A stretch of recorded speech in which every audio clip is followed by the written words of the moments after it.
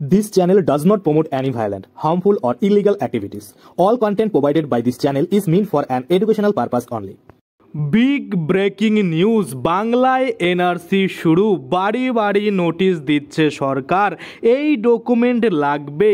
তো এই এনআরসির নোটিশ কোথায় এসেছে, কাদের বাড়ি পর্যন্ত পৌঁছে গেছে, আপনার বাড়িতে কবে আসবে, যদি আপনার বাড়িতে এনআরসির নোটিশ আসে সেক্ষেত্রে আপনাদের কোন ডকুমেন্ট দেখাতে হবে, এই যে যাবতীয় তথ্য টোটালটাই কিন্তু আজকে আমরা এই ভিডিওর মাধ্যমে দেখে নেব। তো চলুন বেশি দেরি না করে ভিডিওটা শুরু করা যাক। তো দেখুন, আপনাদের সামনে আমি একটা নিউজ আর্টিকেল খুলে রেখেছি যেখানে পরিষ্কারভাবে বলা হয়েছে এনআরসি, বাংলায় ফের এনআরসি আতঙ্ক, নোটিশ পেলেন কোচবিহারের বাসিন্দা।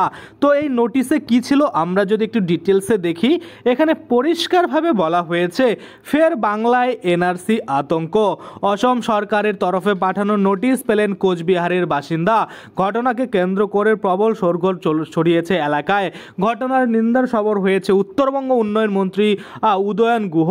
কেন নোটিশ পেলেন ভেবেই কুলকিনারা পাচ্ছেন না ওই ব্যক্তি। আমরা যদি দেখি ঘটনার সূত্রপাত কিন্তু জানুয়ারি মাসে, ওই সময়ের ডাকযোগে একটি চিঠি পান কোচবিহারের সীমান্ত এলাকার বাসিন্দা উত্তম কুমার। প্রথমে তিনি বিষয়টা বুঝতে পারেননি, পরবর্তীতে জানতে পারেন ওই চিঠি এনআরসির নোটিশ যা পাঠানো হয়েছে গুয়াহাটি থেকে। এরপরেই কিন্তু প্রশাসনের দ্বারস্থ হন তিনি। জানা যাচ্ছে আগামী 15 জুলাইয়ের মধ্যে ওই ব্যক্তিকে অসমের কামরূপে জেলা পুলিশ সুপারের কাছে কিন্তু হাজিরা দেওয়ার নির্দেশ দেওয়া হয়েছে। সঙ্গে রাখতে হবে ভারতীয় হওয়ার প্রমাণপত্র। স্বাভাবিকভাবে প্রবল আতঙ্কে তিনি, কিন্তু ওই ব্যক্তির সঙ্গে অসমের কোনো রকম যোগ নেই বলেই দাবি। এই ঘটনার নেপথ্যে বিজেপির চক্রান্ত বলে দাবি উত্তরবঙ্গ উন্নয়ন মন্ত্রী অর্থাৎ উদয়ন গুহর। আমরা যদি আরও একটু ডিটেলসে দেখি, 2019 সালের 31 আগস্ট এনআরসির চূড়ান্ত তালিকা প্রকাশিত হয়েছে, যাতে বাদ গিয়েছে 19,06,657 জন মানুষের নাম। চূড়ান্ত তালিকায় 3,11,21,004 জন ঠাঁই পেয়েছেন, কিন্তু চূড়ান্ত তালিকা প্রকাশ্যে আসার পর দেখা যায় অসমের বাসিন্দা বহু হিন্দুর নামও কিন্তু ওই তালিকা থেকে বাদ গিয়েছে। বিশেষ করে বরাক উপত্যকার বহু হিন্দু বাসিন্দার নাম কিন্তু এনআরসি চূড়ান্ত তালিকায় নেই। আবার যাদের কিন্তু তথাকথিত অনুপ্রবেশকারী বলা হচ্ছে এমন বহু মুসলিমদের নাম কিন্তু তালিকায় ঢুকে পড়েছিল। সেই জল গড়িয়েছে অনেক দূর।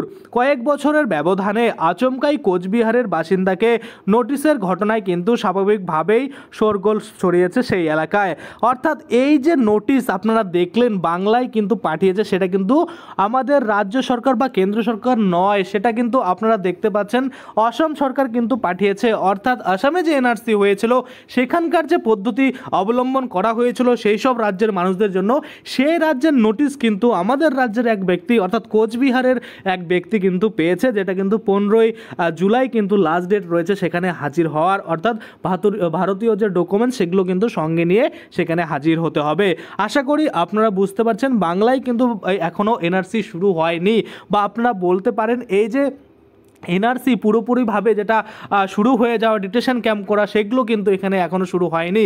কিন্তু না হওয়ার কারণ তারপরেও কিন্তু এই ব্যক্তি কেন নোটিশ পেল, যার জন্য কিন্তু এই যে শোরগোল সেটা কিন্তু ছড়িয়েছে।